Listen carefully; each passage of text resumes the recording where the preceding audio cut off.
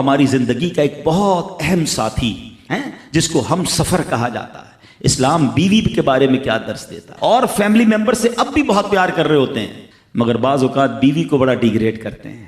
ہم شاید بھول گئے ہیں کہ ہماری زندگی کا بہت بڑا حصہ جس کے ساتھ گزرا ہے، ہم اس کے ساتھ بعض اوقات زیادتی کرتے ہیں۔ ہم کاروبار میں تکلیف میں ہوں، ہم باہر کسی ٹینشن میں ہوں، کسی بندے سے کسی بات کوئی بری لگ گئی، سارا غصہ آ کر اب بندے نے اپنی زوجہ پہ نکالنا ہے، کیونکہ وہ بیچاری تو کچھ نہیں کہہ سکے گی۔ پہلے کے زمانے جاہلیت میں بھی یہی تھا کہ عورتوں کو پیر کی جوتی سے زیادہ ذلیل سمجھا جاتا تھا، مگر کیا آج بھی کچھ گھرانوں میں ایسا نہیں ہے؟ ہماری زوجہ کی شاید ہر دعا میں ہم ہوتے ہیں۔ ہم اپنی بیوی کے لیے کتنی دعا کرتے ہیں، غور کیجیے۔ حالانکہ میں نے دیکھا ہے کہ جن کی شریک حیات دنیا سے جاتی ہے نا، وہ لوگوں کو میں نے ٹوٹتے بھی دیکھا ہے۔ تو ایسا نہ کریں، جس طرح وہ آپ کے لیے محبت کا اظہار، دعاؤں کی آپ کی خدمت گار ہے، آپ بھی اس کے لیے اچھا برتاؤ کریں۔ اور نبی پاک کا کیا انداز تھا؟ میں تو آج اسلام کی شریعت کی، اللہ کے نبی کی بات کرنے آپ کے سامنے آیا ہوں۔ اللہ کے حبیب علیہ الصلوۃ والسلام سے سوال کیا گیا کہ حضور آپ کو دنیا میں سب سے زیادہ پسند کون ہے؟ اللہ کے حبیب نے فرمایا عائشہ۔ نبی پاک نے اپنی زوجہ کا نام لیا۔ پھر نبی پاک گھر اپنی ازواج کے ساتھ کیا انداز ہوتا تھا؟ گھر کا سودا سلف لے کے جاتے، کھانے پینے میں ہاتھ بٹاتے، محبت اور پیار کا اظہار فرماتے، سافٹ ماحول تھا گھر کے اندر۔ کیا ہمارے گھر میں ایسا ماحول ہے؟ اسلام سے پہلے مال کے لیے جانوروں اور دوسرے ساز و سامان کے ساتھ ساتھ بیوی کو بھی رہن رکھوا دیا جاتا تھا۔ جیسے پیسے کوئی رہن رکھواتا تھا نا، بیوی بھی ایک مال کی طرح تھی، لوگ گروی رکھوا دیتے تھے اپنی بیوی کو۔ یہ اسلام سے پہلے عورتوں کا حال تھا، بیویوں کا حال تھا۔ اللہ اکبر! اسلام نے نکاح کے ذریعے عورت کو مرد کے آدھے ایمان کا محافظ قرار دے دیا۔ قرآن کہتا ہے وَعَاشِرُوهُنَّ بِالْمَعْرُوفِ، ان سے اچھا برتاؤ کرو۔ اسلام نے بیویوں کے ساتھ اچھا برتاؤ کرنے والے کو سب سے بہترین قرار۔ واقعی عقل مند خواتین اس بیان کو سنیں گی تو وہ جو مسکنسپشن پیدا کیا جاتا ہے کہ جناب اسلام میں عورتوں کو آزادی نہیں ہے، جناب اسلام میں عورتوں کے لیے گھٹن ہے، اللہ اکبر! ذرا پہلے اسلام سے پہلے کے حالات پڑھو اور اس کے بعد اسلام کے آنے کے بعد عورتوں کو کیا شاندار مقام میرا دین دیتا ہے۔ اللہ کے نبی نے دا بیسٹ لوگوں کی جب مثال بیان کی، بہترین لوگوں کی مثال بیان کی، تو نبی پاک فرماتے ہیں، ترمذی کی حدیث ہے، سب سے بہتر وہ ہے جو اپنے اہل کے لیے بہتر ہو، یعنی اپنی فیملی کے لیے بہتر ہو۔ اور آقا فرماتے سنو میں تم سب سے زیادہ اپنے اہل کے لیے بہتر ہوں۔ نبی پاک سب سے زیادہ اپنی فیملی کے لیے بہتر۔ نبی پاک علیہ الصلوۃ والسلام سے ایک شخص نے پوچھا حضور شوہر پر بیوی کا کیا حق ہے؟ تو آپ نے فرمایا جب وہ کھائے یعنی شوہر کھائے تو بیوی کو کھلائے، جب لباس پہنے اسے بھی پہنائے، اس کے چہرے پر نہ مارے، اسے بدصورت نہ کہے، اور اگر سمجھانے کے لیے اس سے علیحدگی کرنی پڑے تو گھر میں ہی علیحدگی کرے۔ اللہ اکبر! ایک بار حضرت عمر فاروق رضی اللہ عنہ کی بارگاہ میں، سنیے گا بڑا دلچسپ واقعہ۔ سیدنا عمر فاروق کا کتنا بڑا نام ہے، آپ کے جلال کی، آپ کی عدالت کی مثالیں دی جاتی ہیں، بڑے بڑے لوگ آپ کے سامنے تھر تھر کانپتے تھے۔ آپ کا گھر میں انداز کیا تھا کہ ایک شخص آیا کہ میں حضرت عمر کے پاس جاؤں اور بتاؤں میری بیوی جو ہے مجھ سے اس طرح بات کرتی ہے، اور میرا وہ انداز نہیں ہوتا جو شوہر کے سامنے ہونا چاہیے، ہوتا ہے گھروں میں ہو جاتا ہے۔ تو حضرت عمر کے دروازے پر پہنچا نا، تو اندر سے اسے سیدنا عمر فاروق رضی اللہ تعالیٰ عنہ کی زوجہ ام کلثوم رضی اللہ تعالیٰ عنہ کی ناراضگی کی عالم میں گفتگو کرتے ہوئے سنا۔ وہ حضرت عمر سے بات کر رہی تھی، تو وہ شوہر سوچنے لگا کہ میں تو اپنی بیوی کی شکایت لے کر آیا تھا، حضرت کے تو گھر کا بھی معاملہ ہی ایسا ہی ہے۔ تو وہ کہتے میں واپس ہونے لگا، حضرت عمر نے بلا لیا، کہ کیوں آئے تھے؟ تو کہا کہ میں تو حضرت اپنی بیوی کی شکایت کرنے آیا تھا، مگر میں آپ کے دروازے پر آیا، آپ کا بھی معاملہ ہی ایسا ہی ہے، تو میں سمجھ گیا ہم دونوں ایک ہی معاملے میں ہی ہیں۔ اب حضرت عمر نے جو ان کی تربیت فرمائی نا، آپ نے فرمایا میری بیوی کے مجھ پر چند رائٹس ہیں، چند حقوق ہیں، مجھے اس سے چند فائدے حاصل ہوتے ہیں جس کی بنا پر میں اس سے درگزر کرتا ہوں۔ پہلا یہ کہ یہ میرے لیے جہنم کی آڑ ہے، میرا دل اس کی وجہ سے حرام کاموں سے بچا رہتا ہے۔ نمبر دو، جب میں گھر سے نکل جاتا ہوں یہ میری خزانچی بن جاتی ہے، یعنی میرے مال کی نگہبان بن جاتی ہے، میری دھوبن بن جاتی ہے، میرے کپڑے دھوتی ہے، میرے بچے کی پرورش کرتی ہے، میرے لیے روٹیاں اور کھانے پکاتی ہے۔ تو وہ شخص کہتا ہے یہ سارے فائدے تو مجھے بھی اپنی بیوی سے حاصل ہیں، تو میں تو کبھی درگزر سے کام نہیں لیتا، وہ مجھے کہتی میں اسے لڑنا شروع کر دیتا ہوں۔ کہتا آج آپ کی بات سے نصیحت مل گئی، اب میں اپنی بیوی کی چھوٹی ماٹی باتوں کو میں بھی درگزر کر دوں۔ کتنی پیاری بات بتائی، ہم وہ ساری باتیں بھول جاتے ہیں، ایک غلطی پر پکڑ لیتے ہیں، ایک غلطی پر ڈانٹتے ہیں، ہر غلطی پر جناب ایسا نہیں ہوتا، ہر غلطی کی سزا سزائے موت نہیں ہوتی ہے، ہم غلطیاں نہیں کرتے۔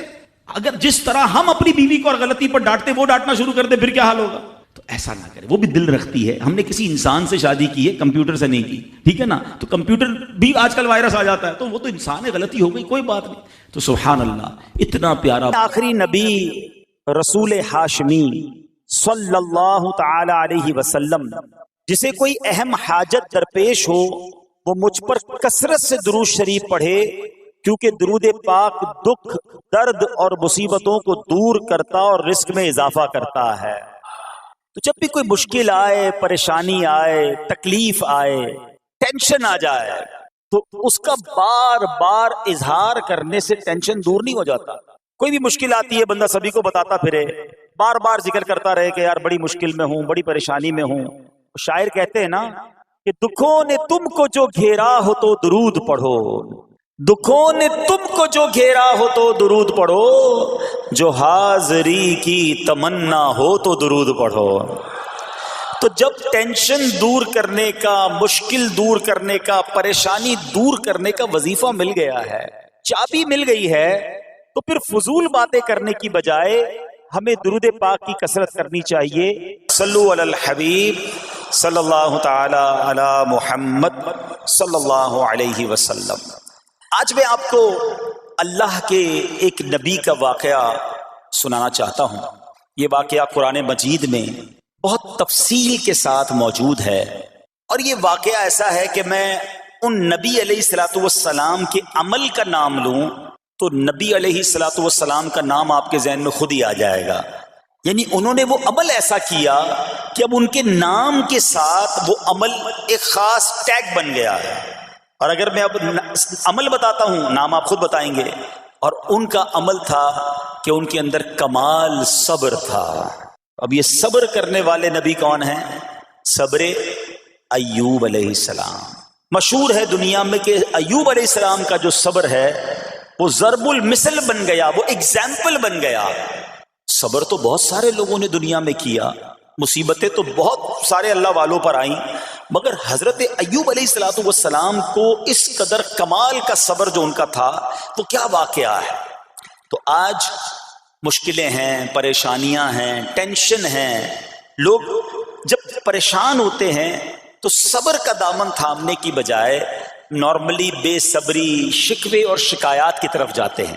تو زندگی میں جب بھی کوئی معاملہ آئے نا، ہمیں اللہ کے کلام کی طرف رجوع کرنا چاہیے، اللہ والوں کی سیرت کی طرف رجوع کرنا چاہیے، اور رب کریم کے جو منتخب ترین بندے ہیں، دنیا کے افضل ترین جو افراد ہیں، وہ انبیاء کرام علیہ الصلوۃ والسلام ہیں۔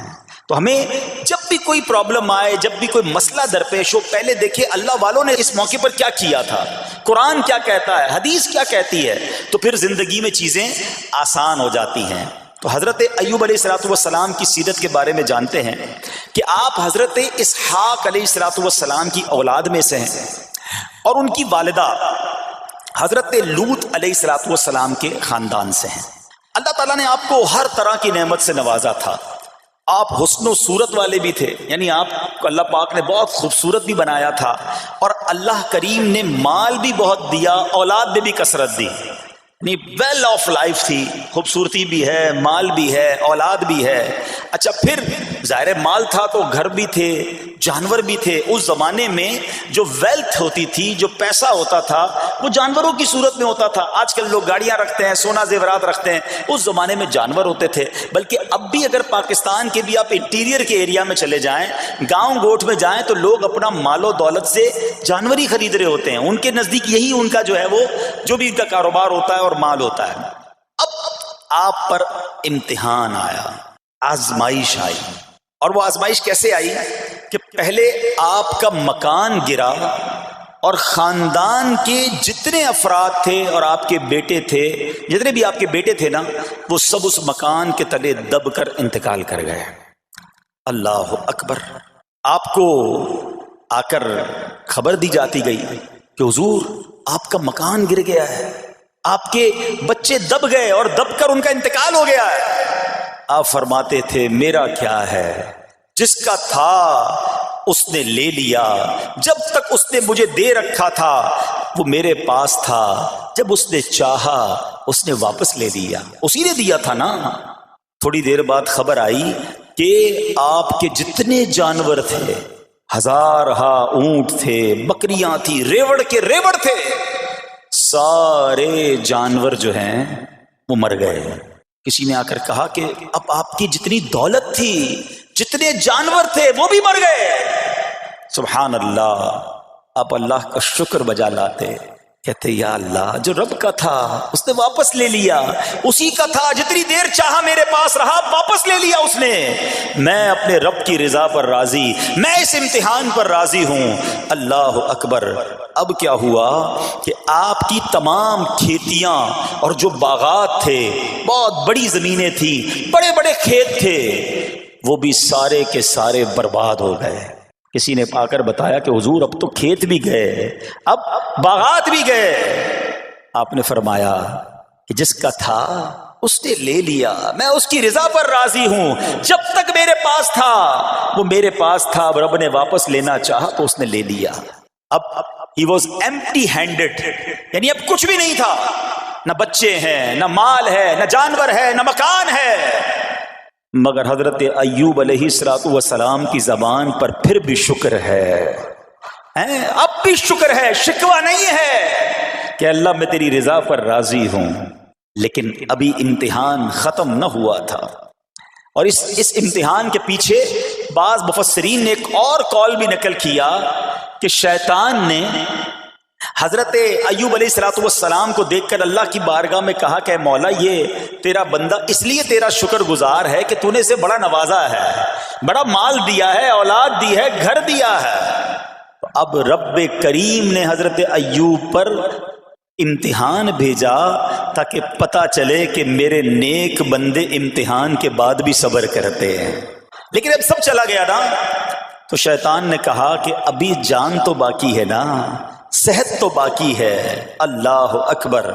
مزید آزمائش آئی اور یہ ہوا کہ آپ کو بیمار کر دیا گیا، مبارک جسم پر بڑے بڑے آبلے پڑ گئے، پھوڑے جس کو کہتے وہ پڑ گئے۔ اس حال میں آپ کے سارے دوست بھی آپ کو چھوڑ کے چلے گئے۔ آج کل ویسے بھی حال ایسا ہی ہے جناب، جب تک پیسہ ہے، شہرت ہے، آپ کے پاس کوئی مال ہے تو آس پاس بہت سارے لوگ ہوتے ہیں، مگر جب یہ سب چیزیں چلی جائیں نا تو بعض اوقات ایسی کنڈیشن میں اپنے اور پرائیوں کی جانچ بھی ہو جاتی ہے کہ اب کون کھڑا ہے۔ دوستی مال کے لیے تھی، دوستی شہرت کے لیے تھی، دوستی منصب کے لیے تھی، یا کسی کی ذات سے واقعی خالص دوستی تھی؟ اب کیا ہوا؟ آپ کے سارے رشتہ دار، سارے دوست بھی دور چلے گئے، سوائے آپ کی فرما بردار زوجہ تھی جن کا نام تھا رحمت بن افراہیم، اور یہ حضرت یوسف علیہ السلام کی پوتی بھی تھی، اللہ کے نبی کی آل سے تھی، وہ آپ کی خدمت کرتی رہی۔ اب جسم پر پھوڑے ہیں، آبلے ہیں، ایک بیوی ہے، نہ پیسہ ہے، نہ مال ہے، نہ بچے ہیں، واٹ ایور جو تھا سب ختم، مگر زبان ہے کہ اس پر پھر بھی اللہ کا ذکر جاری ہے، پھر بھی شکر جاری ہے، پھر بھی صبر ہے۔ بات کرنا آسان ہے جناب، مشکل آئے اور صبر کرے بندہ، اصل امتحان یہ ہے۔ زباں پر شکوائے رنجو علم لایا نہیں کرتے، زباں پر شکوائے رنجو علم لایا نہیں کرتے، نبی کے نام لیوا غم سے گھبرایا نہیں کرتے۔ ہم میں سے کسی پر ایسی آزمائش نہیں آئی نا، چھوٹی موٹی آزمائشیں تو آتی رہیں گی۔ ایک بات یاد رکھنا، یہ زندگی کی جو گاڑی ہے نا، یہ مسائل کے پہیوں پر ہی چلتی ہے۔ ہمیں بعض اوقات کسی کی گاڑی، کسی کا مکان، کسی کا خوبصورت چہرہ، کسی کی مسکراہٹ دیکھ کر لگتا ہے یار یہ تو دنیا کا سب سے سخی آدمی ہے۔ ایسا نہیں، تو یہ نہ سمجھے کہ سارا جہان جناب سخی ہے اور میں اکیلا دکھی ہوں، ایسا نہیں ہوتا، بلکہ ہر اس جہاں میں تقریباً ہر بندہ ایسا ہوتا ہے جس کے ساتھ کوئی نہ کوئی دکھ لگا ہوا ہوتا ہے، کوئی نہ کوئی پریشانی ہے، کسی کو مال کی پریشانی، کسی کو روزگار کی پریشانی، کسی کو بیماری لگی ہے، کسی کو اور ٹینشن ہے۔ تو یہ کبھی بھی نہ سوچے کہ میں زندگی گزاروں گا اور کوئی ٹینشن نہیں آئے گی۔ تیار رہو امتحان کے لیے، امتحان ضرور آنا ہے۔ اب کمال یہ ہے کہ اس امتحان میں پاس کون ہوتا ہے۔ حضرت ابراہیم پر امتحان آیا، زبان پر صبر ہے، شکر ہے، شکوہ نہیں ہے۔ اب کیا ہوا کہ آپ کا سال ہاں سال تک یہ حال رہا، یہ 2-4 مہینے کا پرابلم نہیں تھا، کئی سال تک آپ بیمار رہے۔ آپ کی زوجہ جو ہے وہ خدمت کرتی رہی۔ اچھا یہاں ایک غلط فہمی دور کر دوں کہ کچھ لوگ یہ کہتے ہیں، یہ کتابوں میں پتہ نہیں کچھ کتابوں میں لکھ دیا گیا کہ حضرت ایوب علیہ السلام کو معاذ اللہ کوڑ کی بیماری ہو گئی تھی۔ ایسا بالکل نہیں تھا، کوڑ کی بیماری نہیں ہوئی تھی، بلکہ نہ کوڑ ہوا نہ جزام ہوا، آپ کو جسم پر پھوڑے پھنسیاں جن کو کہتے ہیں آبلے نکل آئے تھے، کیونکہ کوڑ کی بیماری وہ ہوتی ہے کہ جس سے لوگ نفرت یا حقارت کرتے ہیں۔ اللہ کے کسی بھی نبی کو کبھی بھی کوئی ایسی بیماری نہیں ہوئی جس کی وجہ سے لوگ اس سے حقارت یا نفرت کریں یا دور بھاگیں، کیونکہ اللہ نے ان نفوس قدسیہ کو، ان نیک بندوں کو، ان منتخب شخصیات کو لوگوں کی ہدایت کے لیے بھیجا ہے۔ ان کو کبھی کوئی ایسی چیز نہیں ہوئی کہ جس سے لوگ گھن کھا کر دور بھاگیں، تو یہ بالکل غلط ہے۔ البتہ آپ کے جسم پر آبلے تھے، پھوڑے تھی، اور اللہ اکبر، آپ اس حال میں کیا رب سے عرض کرتے تھے؟ آپ عرض کرتے تھے، قرآن میں یہ الفاظ موجود ہیں، انی مسنی الضر وانت ارحم الراحمین۔ ترجمہ کیا ہے؟ مجھے تکلیف پہنچی اور تو سب مہر والوں سے بڑھ کر مہر والا ہے، رحم کرنے والوں میں سب سے بڑھ کر رحم کرنے والا ہے۔ یعنی اللہ کی بارگاہ میں یہ عرض کرتے تھے، یا اللہ تکلیف پہنچی ہے، رحم تو نے کرنا ہے، تو ارحم الراحمین ہے، زمانے سے نہیں کہتے تھے۔ یہاں ایک اور پرابلم ہے، میں کوئی مسئلہ ہوتا ہے، پرابلم آتی ہے، ہم ساری دنیا سے کہتے ہیں یہ مسئلہ ہو گیا، یہ پرابلم ہو گئی۔ نہیں، ساری دنیا میں سے کوئی آپ کا مسئلہ حل نہیں کر سکتا۔ اس سے بات کرو نا جو مسائل کو حل کرنے والا ہے، اس سے عرض کرو نا جو مصیبت کو دور کرنے والا ہے۔ ادھر ادھر جانے کی بجائے پرابلم یہ ہے، جب بھی مشکل آتی ہے ہم سب کے پاس جاتے ہیں، ہم رب کے پاس نہیں جاتے ہیں۔ جاؤ اس کے پاس جو حل المشکلات ہے، جو مصیبتوں کو حل کرنے والا ہے، اس کی بارگاہ میں فریاد کرو۔ وہ شاعر کتنی پیاری بات لکھتے ہیں نا، یہ بہت سارے لوگوں کے لیے درس ہے جو اپنی پرابلمز کے لیے دنیا والوں کے پاس جاتے ہیں۔ ارے اگر پکارنا ہے تو اللہ کی بارگاہ میں پکارو، التجا کرنی ہے تو اللہ کے حبیب سے عرض کرو نا۔ شاعر لکھتے ہیں، کسی کا احسان کیوں اٹھائیں، کسی کو حالات کیوں بتائیں، کسی کا احسان کیوں اٹھائیں، کسی کو حالات کیوں بتائیں، تمہیں سے مانگیں گے تم ہی دو گے، تمہارے در سے ہی لو لگی ہے۔ ہم اللہ کی بارگاہ میں عرض کریں، اللہ کے حبیب کی بارگاہ میں لو لگائیں۔ دنیا والوں کے پاس کچھ نہیں رکھا، لیکن ہم دنیا والوں کو بتا کر اپنے صبر کا ثواب بھی ضائع کر دیتے ہیں۔ دیکھو حضرت ایوب علیہ السلام کا صبر، کسی سے نہ کہا، اللہ کی بارگاہ میں عرض کرتے رہے۔ اب آپ کی آزمائش کا وقت پورا ہوتا ہے، دعا کرتے رہے، التجا کرتے رہے، صبر کرتے رہے۔ حکم ہوا کہ اپنا پاؤں زمین پر مارو۔ حضرت ایوب علیہ السلام نے پاؤں زمین پر مارا تو زمین سے ایک چشمہ پھوٹ اٹھا۔ حکم الہی سے حکم دیا گیا کہ اب اس پانی سے غسل کرو۔ آپ نے جب اس پانی سے غسل کیا تو آپ کی تمام بیماریاں دور ہو گئیں۔ پھر آپ 40 قدم چلے، دوبارہ زمین پر قدم مارنے کا حکم دیا۔ قدم مارتے ہی ایک اور خوبصورت لذیذ ٹھنڈے پانی کا چشمہ نمودار ہوا۔ پانی ٹھنڈا، میٹھا اور لذیذ تھا۔ اب آپ نے وہ پانی پیا تو آپ کے باطن میں نور ہی نور پیدا ہو گیا، اور آپ کو اعلیٰ درجے کی صحت و نورانیت حاصل ہو گئی۔ اور سنو، میرا رب تو قادر ہے نا، اللہ تعالیٰ نے آپ کی وہ ساری اولاد جو دب کر کئی سال پہلے مر گئی تھی، انتقال فرما گئے تھے، اللہ نے ان تمام اولاد کو پھر زندہ فرما دیا، اور آپ کی بیوی کو دوبارہ جوانی بخشی، اور اب اس کے بعد بھی آپ کی کثیر اولاد ہوئی۔ سنو سنو، جو جانور چلے گئے تھے نا، اللہ نے مویشی، اسباب و خزانہ اس سے زیادہ آپ کو پھر سے عطا فرما دیا۔ صبر کیا تھا نا، ان اللہ مع الصابرین۔ اچھا، یاد سب کو ہے یہ آیت، بچپن سے یاد ہے، اللہ صابروں کے ساتھ ہے، صبر کرنے والوں کے ساتھ ہے، مگر صبر کرنا نہیں ہے۔ امتحان آنا ہے تو صبر کرنا نہیں ہے، آیت سب کو پتا ہے۔ اچھا، جس کے ساتھ پرابلم ہو جائے نا، اس کو بھی بندہ درس دینے جا رہا ہوتا ہے، بھائی صبر کرنا، اللہ آپ کو صبر دے، لیکن جب اس پر امتحان آتا تو یہ صبر کرتا نہیں ہے۔ دوسروں کو درس دے رہا تھا، آج تیری باری آئی ہے نا، تو صبر کا دامن نہ چھوڑیں۔ میں آپ کو ایک بات سوال پوچھنا چاہتا ہوں، آج کل ہم بڑے لوگوں سے تعلقات کیوں بنانے کی کوشش کرتے ہیں؟ یار جب کوئی مشکل ٹائم آئے گا نا تو یہ بندہ کام آئے گا، یہ پیسے والا دوست ہے، یہ اس کے تعلقات بہت ہیں، اس کی گورنمنٹ میں بات ہے، اس کی وکیلوں میں بات ہے، 4-5 ایسے دوست ہونے چاہیے۔ یہ ڈاکٹروں کے اندر بڑی اچھی اس کی دوستی ہے، کوئی ڈاکٹر کا بھی کام آئے گا تو یہ بندہ کام آ جائے گا۔ ہم دنیا والوں سے تعلقات اس لیے بناتے ہیں تاکہ یار مصیبت آئے تو یہ بندہ کام آئے، اور نارملی اکثر ایسا ہوتا ہے کہ جس سے امید رکھی ہوتی ہے مصیبت کے وقت غائب ہو جاتا ہے۔ لیکن رب خود قرآن میں فرما رہا ہے ان اللہ مع الصابرین، صبر کر لو اللہ کی رحمت تمہارے ساتھ ہو جائے گی۔ اب میں آپ سے سوال کرتا ہوں، دنیا کے تعلقات ہوں یہ ضروری ہے یا یہ فائدے مند ہے، یا بندہ صبر کر لے تو اللہ کی رحمت ساتھ ہو جائے، سارے غم ویسے ہی دور ہو جائیں گے؟ صبر اس کو نہیں چھوڑنا ہے۔ تو حضرت ایوب علیہ السلام کی زندگی میں ایک اور واقعہ یہ ہوا کہ جب آپ بیمار تھے، آپ کو پتہ جب بندہ بیمار ہوتا ہے تو بعض اوقات اس کی طبیعت میں کیفیات بھی ہوتی ہیں، تو آپ نے اپنی زوجہ کو پکارا، تو آپ کی زوجہ کچھ دیر میں حاضر ہوئی، تو آپ نے جلال میں آ کر اس کو 100 درے، اپنی زوجہ کو 100 کوڑے مارنے کی قسم کھا لی۔ اب جب صحت آ گئی تو قسم تو آپ نے کھائی ہوئی تھی، تو اب کیا کرتے؟ اس بیوی نے تو خدمت بھی بہت کی تھی، اب اسے کوئی خاص کیفیت تھی، آپ نے قسم اٹھا لی تھی۔ تو سبحان اللہ، ایوب علیہ السلام کو اللہ کریم نے قرآن میں کیا حکم دیا کہ اے ایوب، آپ ایک یعنی 100 جس کو کہتے ہیں تنکے، 100 تنکوں والی جھاڑو لیں اور اس جھاڑو کو ایک مرتبہ اپنی بیوی کو مار دیجئے تو آپ کی قسم جو ہے وہ پوری ہو جائے گی، یعنی قسم کا کفارہ نہیں دینا ہوگا۔ اللہ اکبر! اللہ نے اس نبی علیہ السلام کی فرما بردار بیوی کی جو سزا تھی یا جو معاملہ تھا اس کو کتنا آسان فرما دیا۔ تو رب کریم نے قرآن مجید فرقان حمید میں اس کو کس طرح بیان فرمایا، وَخُذْ بِيَدِكَ ضِغْثًا فَاضْرِب بِهِ وَلَا تَحْنَثْ، فرمایا کہ اپنے ہاتھ میں ایک جھاڑو لے کر اسے مار دے اور قسم نہ توڑ۔ اِنَّا وَجَدْنَاهُ صَابِرًا، فرمایا ہم نے اسے صابر پایا۔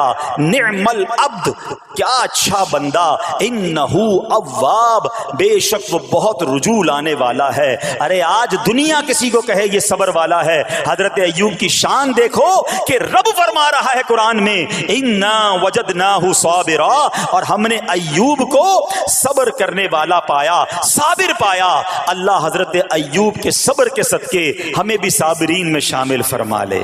اللہ اکبر، سبحان اللہ۔ اور رب کریم نے جو اواب فرمایا، علماء کہتے ہیں کہ یہ اواب کے لاجواب خطاب کو جو آپ کے سر مبارک پر ایک تاج کی طرح رکھ دیا گیا، کیونکہ اواب کے معنی کیا ہے؟ انہو اواب، بے شک وہ بہت رجوع لانے والا ہے۔ اللہ اکبر، صبر کیا تو رب نے کیسے کیسے القاب جو ہیں وہ قرآن میں عطا فرمائے۔ یہاں ایک اور بات بھی سیکھنے والی ہے کہ حضرت ایوب علیہ السلام کے صبر کا کمال یہ ہے کہ قرآن میں ذکر آ گیا، آپ صبح قیامت تک حافظ تلاوت کریں گے، تراویح میں قرآن پڑھا جائے گا، جب بھی قرآن کی تلاوت دنیا کے کونے کونے میں کی جائے گی، قیامت تک حضرت ایوب کے صبر کا ذکر ہوتا رہے گا۔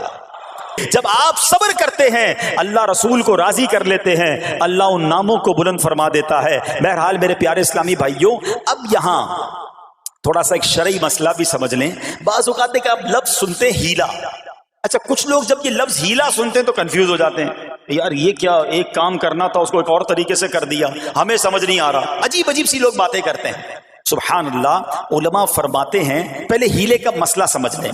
فتاوی عالمگیری میں ہے جو ہیلا کسی کا حق مارنے یا اس میں شبہ پیدا کرنے یا باطل ذریعے سے فریب دینے کے لیے کیا جائے وہ مکروہ ہے، اور جو ہیلا اس لیے کیا جائے کہ آدمی حرام سے بچ جائے یا حلال کو حاصل کر لے وہ اچھا ہے۔ انما الاعمال بالنیات، غلط نیت سے ہیلا کہ کسی کا حق دبا لوں یا معاذ اللہ زکوٰۃ ادائی نہ کرنی پڑے، تو اللہ کو کوئی دھوکہ نہیں دے سکتا، اللہ دیکھ رہا ہے کہ اس کی نیت کیا ہے۔ لیکن ہیلا اس لیے ہے کہ حرام سے بچ جائے، حلال حاصل کر لیا جائے، تو اس کی جو جواز کی صورتیں ہیں علماء نے فرمایا یہ آیت اس میں دلیل ہے، اور آیت کیا تھی؟